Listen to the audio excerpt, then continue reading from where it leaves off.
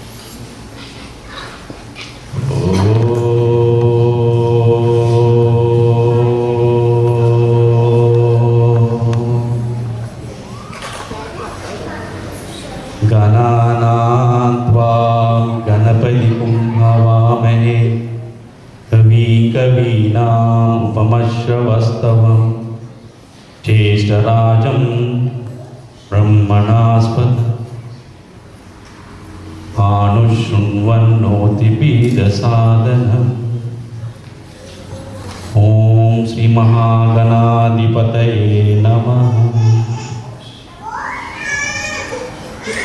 Guru Brahma, Guru Vishnu, Guru Devo Maheshwara, Guru Sakshat Parabrahma, Tasmai Sri Gurave Namaha. Atma Swarupa Bandhugana. Thank you, Vaidyaji, the quick intro. So, just you guys need a little bit of intro, background of how the Vasudaika Kutumbam started, and why did I pick this topic? Out of all the topics we have, why? So, how did this thing happen? So, just I'll spend 5 minutes. So it goes back in December. I got a wonderful call. I was just driving home from work, and I got a call from my good friend Raviji, and he said, "Pramod, there's a wonderful meeting happening. I want you to be here." For me, my house is my temple already. So my house is my temple. My dhyanam is my puja is my dhyanam. So that's where I am. So. And then, when Raviji asked me, so I was like, okay, he told me what it is about. So I put some thought around it. And I was like, let me go there. Let me put some honest thought. Let me put some honest, feedback to what the topic is about. So we met here, right here. Krishnaji, myself, Vaidyaji, Venkatacharyaji, and Kavyaji. So the topic was about, people are asking, what is temple? What is temple? And there is a greater thirst inside everybody's hearts. A quench that need to be fulfilled. A quench called, a thirst called divine quench. Everybody wants to know, what is God really? What is God really? Is it just coming to the temple, looking at the idol, listening to Acharyaji's some slogans, taking the prasad, taking the bottu, and going to the parking lot and looking, hey, this guy got a BMW, this guy got a Honda Civic. We're going back into the same samsara again. But when you're in the temple, you're with the God, apparently. But when you're walking out of the temple, again, there is no God. I mean, I'm on my usual self. So there's a lot of this confusion. So there's that. And then we also talked about, what should a temple really be? And we looked around and we talked about, there's so many temples coming in the neighborhood. Not just in the neighborhood, look at the entire North America, Canada, throughout the world, in India. It's like every corner the temples are coming up. But quite honestly, I don't know if you would agree with me, but are the temples really doing their job? Or are they running like another commercial business enterprises? I'm very honest here. I'm trying to be very bold when I'm saying this. But deep within your hearts, you have the same feeling. And that's exactly what we talked about. And we also talked about, should we just talk about this? just like anybody else? Or should we do something about this? We all have busy lives. A friend of mine asked, "Oh, you're so busy with your kid, with the house, with your career, and where are you getting time for this?" That's when, that's when this like-minded group, we thought about it, we took it seriously, we wanted to do something about it. And we defined this way. If society is a child, a temple is a mother. Just like a mother takes care of its child, when it's sick, the mother goes, spends sleepless nights. When my child is sick, I know my wife, she spends sleepless nights. She doesn't even care about her health. I know that. Just like that, a temple got to do its job. Only when the society can be healed. Pramod, what are you talking about? Look at the society. People living in fear. I know of my own friends, they're 40 years old, they're getting heart attacks. The gap between children and parents is widening. Are they growing just like the way we grew up? There is so much of stress. The concept of marriage is shaking.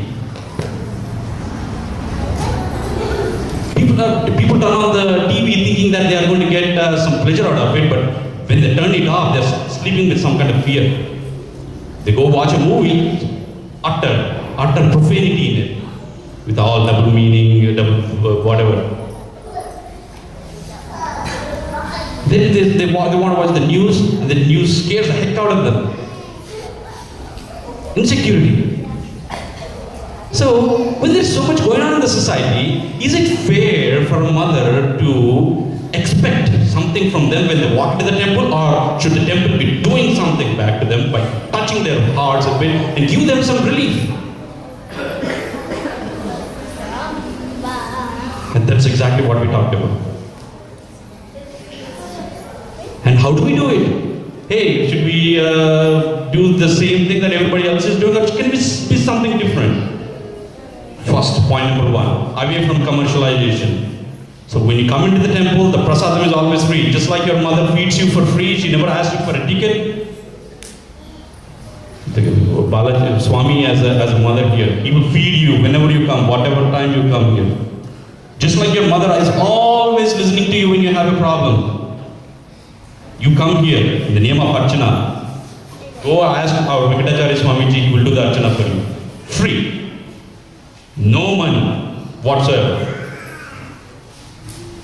That's one. Number two, people are talking about, we switch on the TV, there's divisions. Division in the name of region, division in the name of language. Hey, Tamil Nadu and Karnataka, Andhra Pradesh and Tamil Nadu, India, Pakistan, North India, South India. Everywhere is the division. Hey, but I tell you what, I cut my finger, the color of the blood is the same. You go into the corner of some Africa, you go to the corner of some, Brazil somewhere, or you go anywhere. The color of the blood is same. We all went to India, didn't we? Look at the flight and look down the window. Tell me where the country is. Tell me where the markings are that divides the line that divides from one country to another. Does the nature created a country, or is it in the mind? Did the mind create the country? So where is the problem? So that's what we talked about. How can we do it? And that's when I remembered what one of my Guruji said. Knowledge will set you free. Let's put the knowledge. How? Let's bring everybody to the, let's bring everybody under one roof. And let's call each other brothers and sisters. Nothing other than that. Brothers and sisters. Irrespective of where they are coming from. Caste, religion, all that nonsense. Beyond all of that. We are all brothers and sisters. Children of one God. Children of one God. Well, I'll go deeper into it. Is it just one God? Is there only God? Is there only God, or is this one God? I'll go deeper into it. That's what it is about. But just to let's just understand. I'll say we are children of one God. How do we spread it? It's called Vasudaika Kutumbam. Here we bring in everybody. All we expect is your participation. And we are trying to peel the banana and feed it into each of you in what Vishnu Sahasranama, Bhagavad Gita, the Upanishads, so many of our Vedic literature. It's all written in Sanskrit. And we are all modern minds who got educated more in convent schools. And those, a lot of the temples you go there, they will say something in Sanskrit, and you're done for the day, and it's all gaudy. So what we're trying to do is peel the banana, peel the food, put it in your mouth, and make you understand what God really is and where is He. And we have used science as the medium, because science. See, I'll tell you what.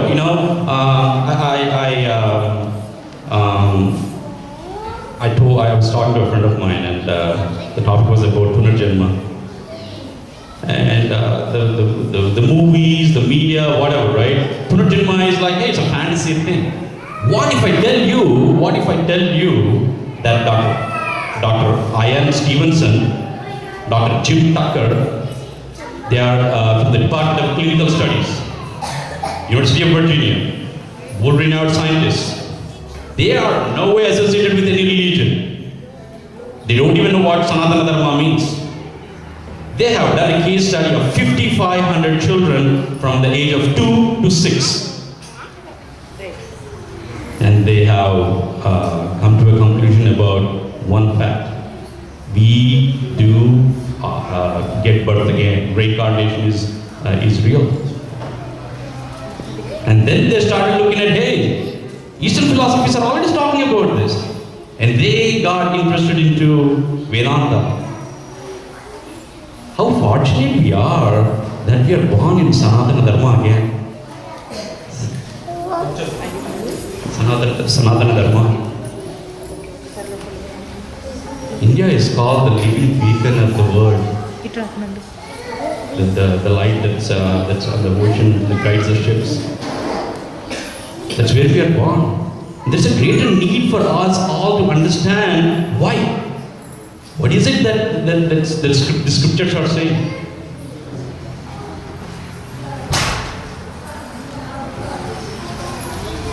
So, I'll give you one small story here. Dr. Tucker has. This is on the YouTube, by the way. You don't have to trust everything I'm saying here. You can go on my deck. I have brought the quotes, the name of the article, the research article, when is it published, who is the researcher, which university he is from.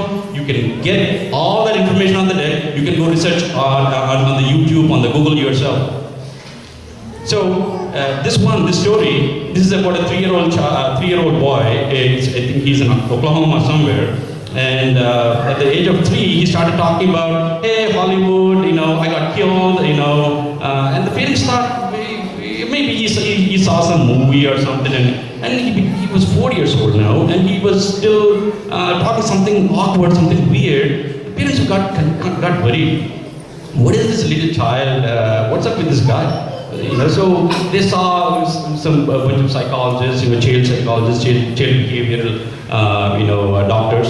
Finally they came to Dr. Tucker. And Dr. Tucker spent quite a bit of time with this child and trying to understand what he's trying to say. And he did a case study on this boy. And this boy said, hey, this Hollywood, so-and-so street, in Los Angeles, so-and-so place. So they all flew down there. They went there. They saw the place. They saw the residence. And this boy goes into that house and he sees. Those people who used to stay there, his family, they were not there anymore. They moved to some place like in Iowa or somewhere. So they got a hold of that person and they went to Iowa to see those people. And this boy, as soon as he goes there, whatever the pet name of his daughter is, now she's 50 years old, he calls her by the pet name. The 4-year-old boy is calling the 50-year-old woman by her pet name when she was little.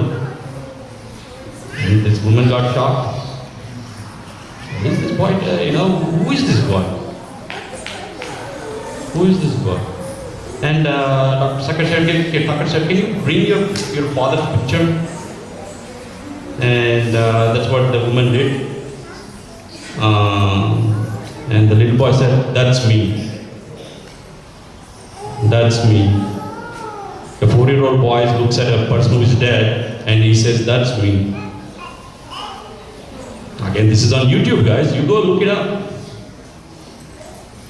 This came on Science Channel, National Geographic, maybe 2 years ago or so. But so when I bring a material like this, it spreads a greater awareness. I mean, so these things are not, some Bollywood, Hollywood, Tollywood movies. There is some basis to this.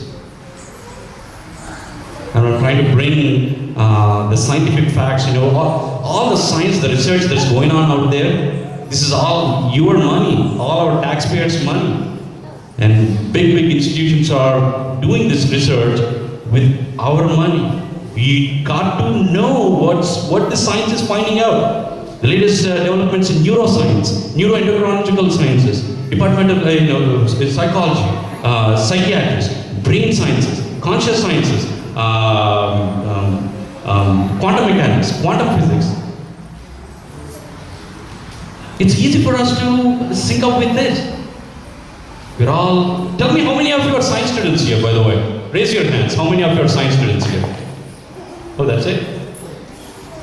So are you all going to understand what, all science terminology that I'm going to speak today? Okay. Otherwise, let me know. I'm going to put it in a different context so that my goal is to raise the curiosity in all. Where is God? What is God? And that's what we are trying to do here. So, science is Upanishads in progress. Science is Vedanta in progress. The future of physics is Vedanta. And that's what a lot of big scientists from Harvard, Massachusetts, the MITs, Caltech, all the astrophysics. That's what this conclusion to. How? That's what I'm going to show you shortly. I'll share with you one more interesting. During 1930, a wonderful discussion between two powerful minds happened due to the Nazi stuff, the war, etc. During those time frames. This was not popular, but this discussion was between Dr. Einstein and Rabindranath Tagore. Anybody heard about this? Raise your hands if anybody. The discussion that happened between Dr. Einstein and Rabindranath Tagore in 1930. Who is that, sir? Oh. Well, it's about the discussion. It was a short 1-hour discussion, and the reason why I want to bring it up here is two powerful minds. One is an esteemed scientist who believes in realism, and Rabindranath Tagore is an idealist. And the discussion that happened between the two. And the synopsis is, Dr. Einstein says, moon is out there, his famous quote, moon is out there, and it will be the way it is, even if you're looking at it or not. Okay? Moon is out there, it's going to be the way it is, even if you're looking at it or not. If you don't see it, even if it's still there. But Rabindranath Tagore says, that's your senses that is looking at it. Your indriyas are looking at the moon, the galaxies, the solar system, the planet, all these billions and billions of planets. Plus, it's no more a universe now. The concept of multiverse came in. It's no more one universe, it's multiverse. They all dissolve when the senses dissolve with you. It's very deep. And Dr. Einstein said, Wow. It definitely put an element of doubt in a powerful mind like that, who wrote the laws of relativity. E is equal to mc squared. Who doesn't know it? A powerful mind like that. So why am I bringing that here? See, if the constant war between realism, idealism is always going on. Everybody, see, Pramod, what are you saying? So this whole universe that you're looking at, the planet, stars, etc., blah blah blah. You know, a realist would say, I'm living, I have a career, my job, my car, my things, blah blah blah. He will touch it, he will feel it, he will enjoy it, he will go in, he will have his raga dveshas, his dvandas, his opposites with it, likes, dislikes, hate, dislike,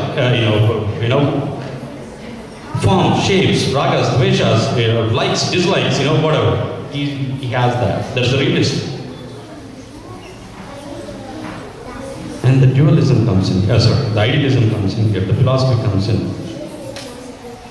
And they say, all this is not true.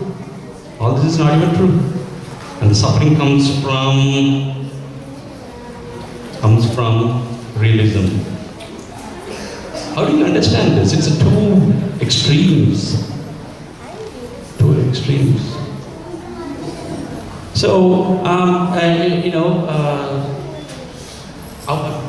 that's exactly where we all are.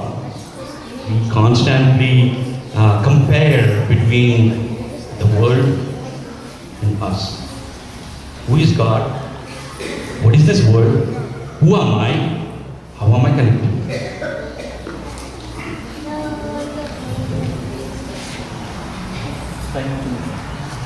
That's what the Aparukshanubhuti says. Koham katamidam jatam ko vai kartasya vidyate Padanam kim asti iha charahaso amettusha. Who am I? How is this world created? Who created it? What is it made of? Everybody, my friends, everybody throughout the entire world, not from here, goes back to centuries, thousands and thousands of years. Everybody is questioning for the same question. Krishnaji, can you? One more? Okay, stop right there. How many of you know about LHC?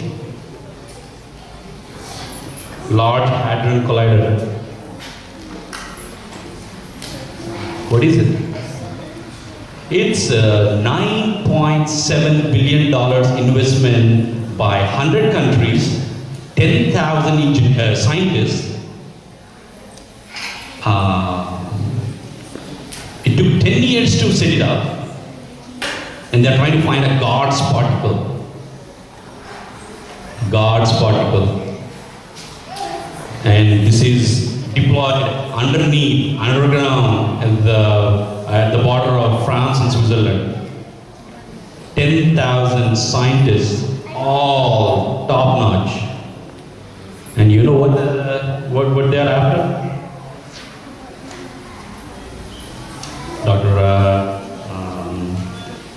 One of the famous physicists, he now lives in Arizona. His name is Lawrence Krauss. He says, what is the purpose of such large-scale spending on science? In his response, he says, he did not justify the expenditure in terms of little technological goodies that accrue from such studies. He referred to the deeper and profound quest to understand ourselves to be the theme behind such research done by the scientists. Go to the next slide, sir. How many of you know dawn satellite? This is a magic of humanity. This was launched in 2004, and you guys know the purpose of this? Again, it's a tremendous human, sacrifice versus knowledge they put in together to make it. And this is again, just in 2008, it reached one of the asteroids, Vesta, the solar system. And the scientists at the University of California said that the information from the satellite must be able to help us to know our own origins. origins of the solar system and that of the universe we live in. We think we get our PhDs, we're masters, or bachelors. Do you know what we use it for? To get a job. That's very dense. But the real purpose of education, Vidya, the Dhatu starts from with the Veda, education. The real education, my friends, my dear brothers and sisters, please understand this. The real education we are all into is to understand this very question. Who are we? Who are we? Simple question. Are you the name? Am I Pramod? Vaidyaji said Pramod is going to come and talk here. Am I really Pramod? Who am I? What is this world? Where are we living? How is this all connected to God?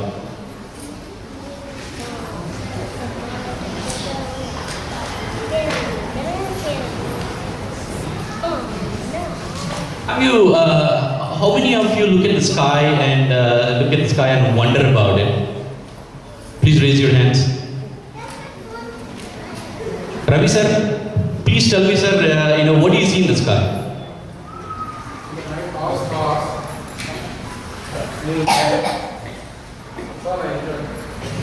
Wonderful. Sir, Siddharth. Yeah, I think the Creator is beyond imagination.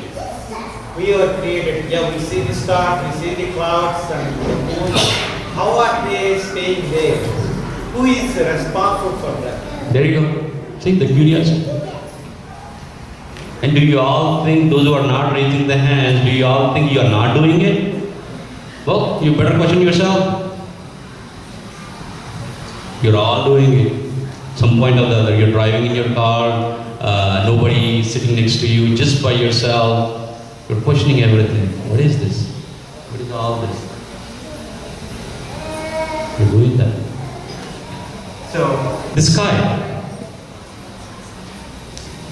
In the daylight, you look at the sky and it's blue color. But in the night, the scientists name it as celestial dome. Celestial dome. It's the imaginative dome. It looks like as if it's a roof on top of all of us, as if we are all living in one house. Gives you that cozy protection. Is it really? That's what you feel in the daylight. But look at it in the night. All the celestial heavenly objects are seen. The stars. Even you can see the Milky Way galaxy. You can see the Milky Way galaxy. All you need some advanced extension to our senses. You can see the Milky Way galaxy too. What is it? What is it? So when you look at it, ours is a ball. We're just living on a ball. Pay attention to this, guys. We are living on a ball, a piece of land called planet Earth, and it's rotating in a space, just like, think of this as planet Earth. Think of this as planet Earth. And without my hand, it's just moving. Nobody's holding it. It's just moving and moving and moving in the planet, in the space. That's all. Don't you think it's a magic? Don't you think it's magic? How? Look at the sky every day in the night. I'll tell you that's one big cure for your stress. No more ever you will. That's what I do. Look at the sky in the night. And you are seeing all the seven of the planets. You can see planet Venus right to the naked eye.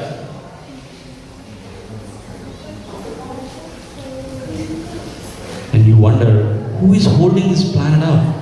How come this moon is not rotating by itself, but it's rotating around the sun? When the moon and the earth is moving around moon is moving around the earth. And earth and moon together, they're moving around the sun. What is this wonderful architecture? Who created all of this? And where did this come from? Where did planet Earth come from? Where did these galaxies come from? Where did the moon come from? Do you want to know something wonderfully awesome? They all came from, planet Earth came from a piece of rock, that fell off of a star. That's what the scientists are saying. The same, and a bunch of things happened the same way, and the solar system came again. The same thing with the moon. Do you know something really awesome? The moon is drifting away from us at 2.8 centimeters away from Earth every year. And because the moon is the way it is, Earth is getting balanced from the gravitational forces from the sun, from the moon, and big planets like Jupiter. That's why it makes it do its rotations and you know, and it's on a tilt at 23.5 degrees. And because of that tilt, we have Dakshinayam, Punyakalam, and the northern and the southern side. Uttarayana Punyakalam and Dakshinayana Punyakalam. And do you want to know something interesting? Not too long from now, the tilt is going to be 10 degrees from 23.5 degrees. We are no more going to have this Dakshinayana Punyakalam, Uttarayana Punyakalam. It's happening. As we speak right now, it's happening. It's going to take, it's not going to happen in our generations or grandchildren's generations. It's going to be somewhere, maybe a million years or whatever. The magics are happening.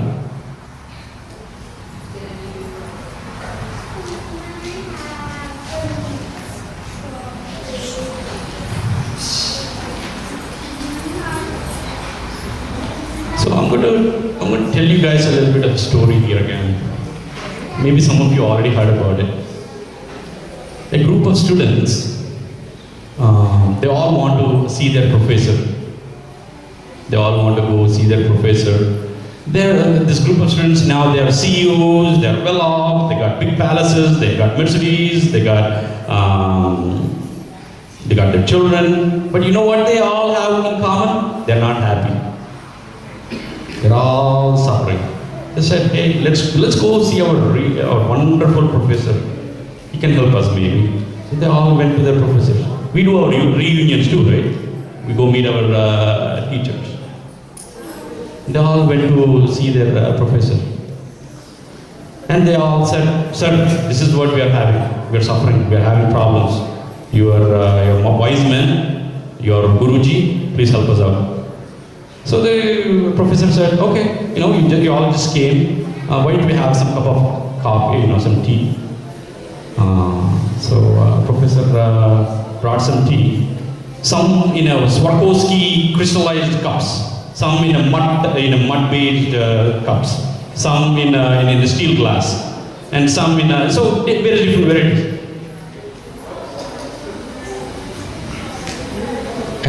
So the tea was there on there, and they said, "Go get your tea." Everybody went and they want to get the Swarovski ones. When that's gone, they went and picked the next best one in the line. But the one that's made of mud, the clay parts, it was just lying around there. Nobody touched it. They all had the tea. They enjoyed the tea, and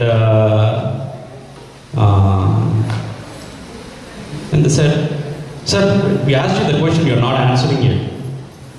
You know what the professor said? Don't you see you answered your own question? It's like, everybody, what are you talking about? What are you talking about? The professor said, everybody wants the best in their life. Everybody wants a Swarovski crystal. I heard actually a set of Swarovski crystallized cup set is like 1 lakh rupees or something. It's very expensive, I heard. I don't own it, I just read it somewhere. So, everybody wants the best. Everybody is after the materialistic outlook of what it is made of, but nobody has commented anything about, wow, this tea is wonderful.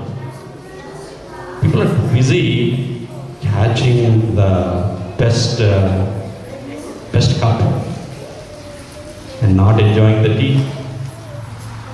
That's what is happening in our lives too, guys. We're too busy trying to catch the outer glittery materialistic world instead of enjoying the real gift of life. Life. My dear brothers and sisters, life is a gift. What is life? Is it the Panchakoshas? Anandamaya Kosha, Pranamaya Kosha, Vijnanamaya Kosha, Manomaya Kosha, Anandamaya Kosha. Is the Pancha Koshas? Is the Panch Indriyas? Jnanendriyas and Karmendriyas? Is it that? Then how do you define life? I'll tell you something interesting. I have used this, my sister, she grew up with me actually. So when the time came ready for her wedding, my father said, hey, go look a match for your sister. So I said, Papa, I'm not into caste, I'm not going to ask the boy, how much you make, what caste you're from.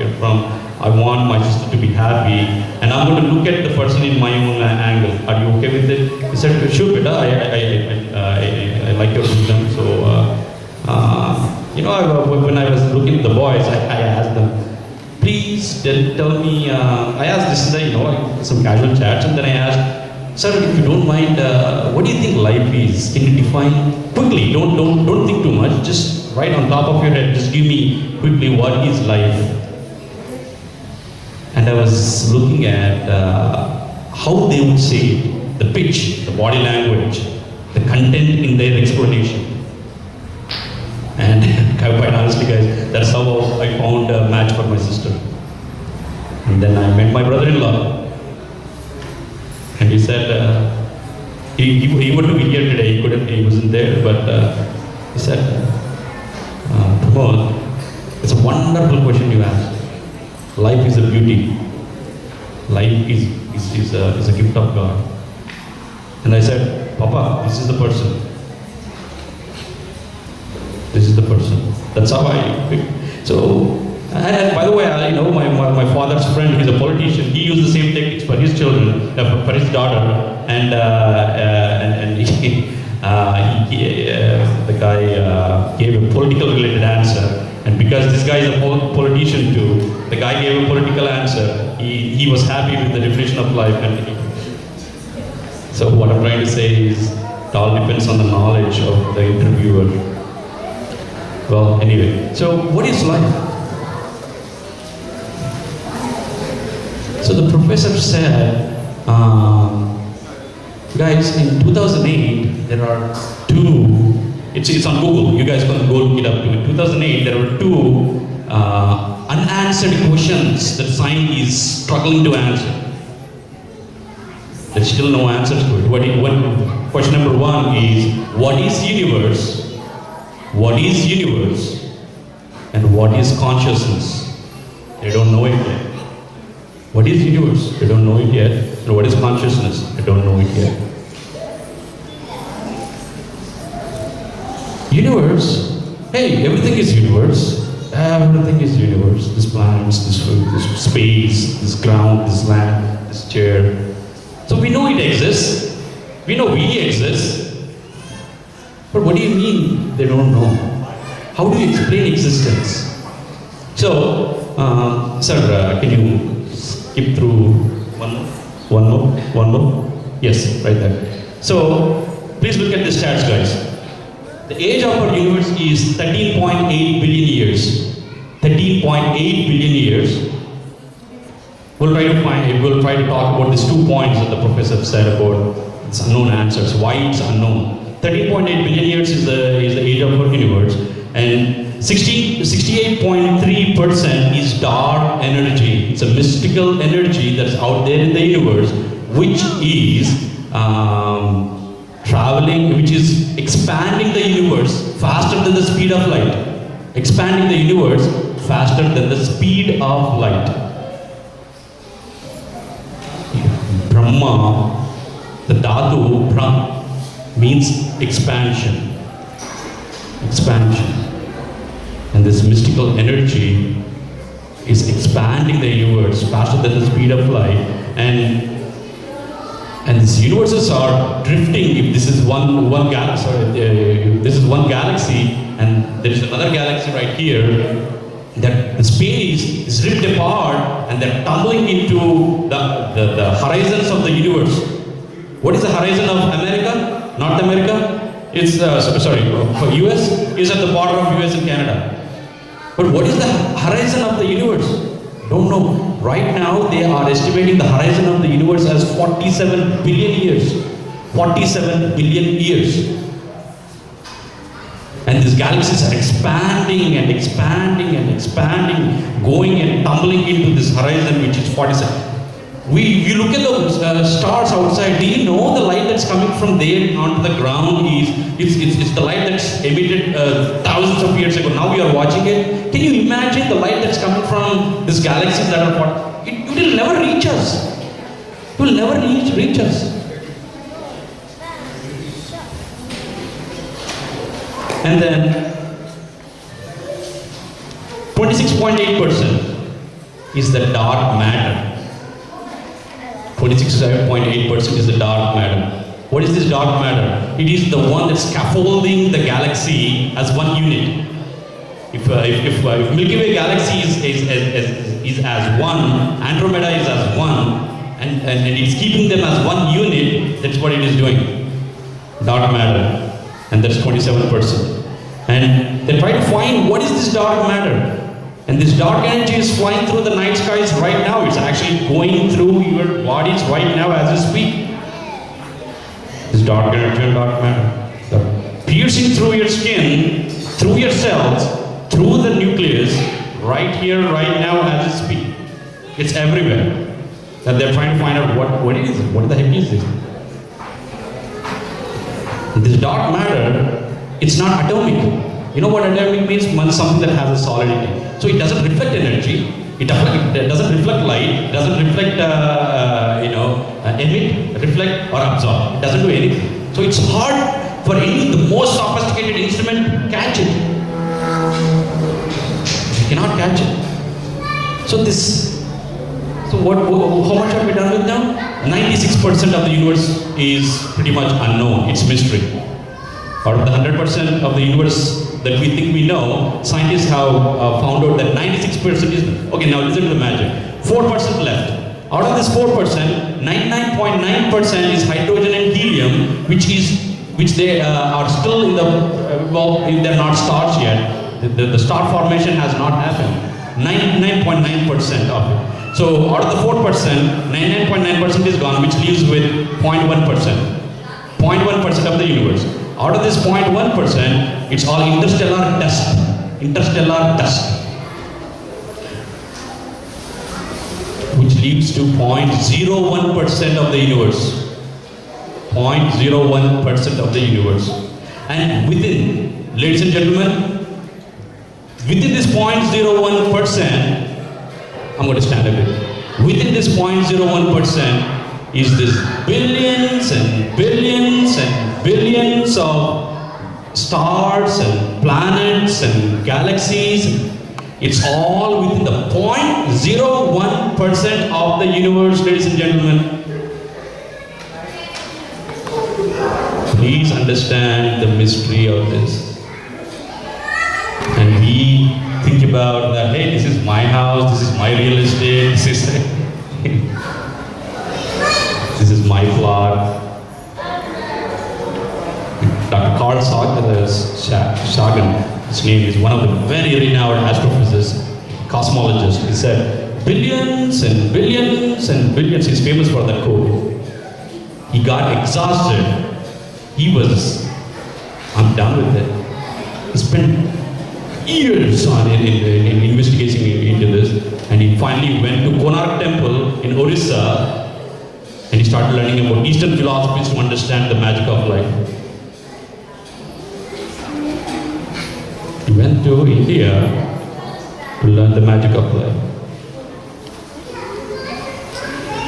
So all these billions of galaxies, each galaxy has some millions and millions of solar systems. Actually, billions of solar systems. And there are billions and millions and millions of galaxies. And there are in one universe. And there are millions and billions of universes. Now think how great we are.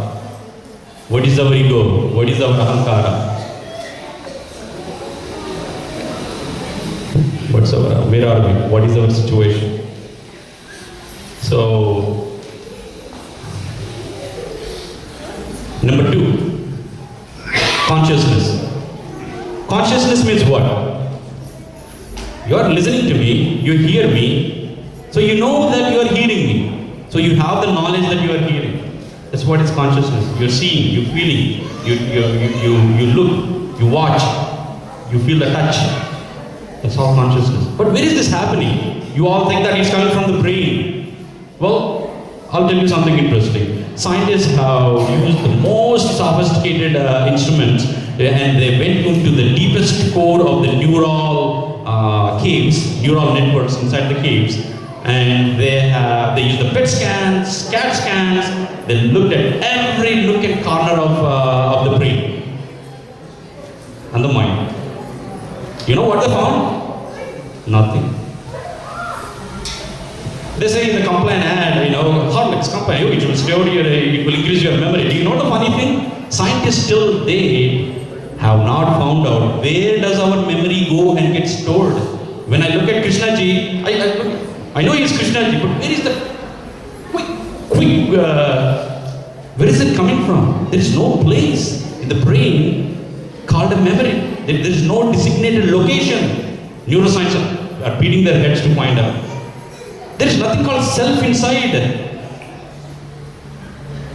And what about the soul? They looked inside, they tried to find for that. There is no soul. What inside you is nothing.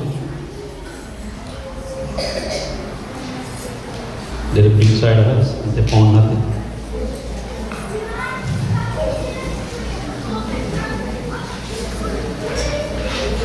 So where is this awesome capacity for creativity, imagination, the feel, the emotions? Where is this all coming from then? Pramod, what are you talking about? But I am able to feel an emotion. I'm able to create something. I'm intelligent. I have knowledge. So where is all this coming from? What is this magic then? When you say the self doesn't exist, I'm impersonal, there is no individuality, and this body is not real. So what are you trying to say? Well, think about it, guys. Everything that you're looking around is his name is Dr. Daniel Dennett.